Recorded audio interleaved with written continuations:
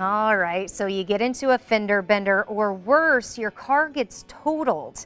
Now what? Was it your fault? And what if you still owe money on your car? That's what we call a not so great day. But our next guest can explain exactly how to handle a damage claim after an accident. Andy Crouppen is with the law firm Brown and Crouppen. Good morning to you. Good morning. So I'll be honest, I'm a traffic anchor here. I have not been into a car wreck.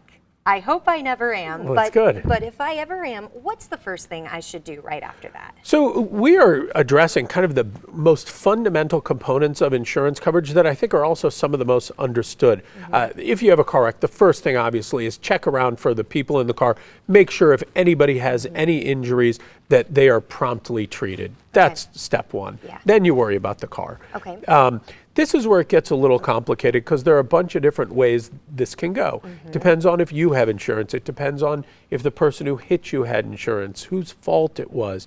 And so this is where you get into the topics of when you hear people talk about full coverage versus liability only. This is a really important piece. So if you have full coverage insurance and it's your fault, your property damage will be covered by your own insurance. Okay. If you have full coverage and it's somebody else's fault, but they do not have insurance, that's where you're protected because your full coverage will then pay for your property damage. If you have liability only and you are hit by someone and they aren't insured and you only have liability, you're out of luck. You are not going to get your car repaired. And I don't think a lot of people understand that. And that is so frustrating too when you find yourself in that situation.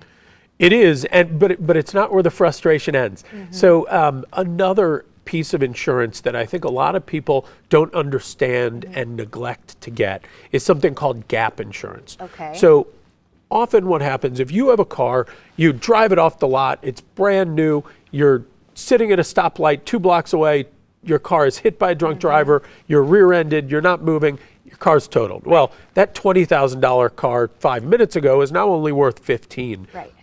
You are the one responsible for that gap in value versus what you owe on the car, not the person who hit you. So there's something called gap insurance to cover that. If you don't have that, what's going to happen is you're going to end up getting $15,000 for the value of the car from the person who hit you, and you're still going to be on the hook for that other $5,000. So it's really worth making sure you have gap insurance if you're upside down in your car. And then on top of that, if it's so messed up that, yeah, you have to pay that gap and you have to get a rental car, who pays the rental car? So again, it comes down to the specific insurance coverage. Sometimes you'll have it on your policy, sometimes they'll have it on their policy, sometimes depending on how the policies are written, the insurance company will pay for it up front. Sometimes they won't pay for it until the total claim is resolved.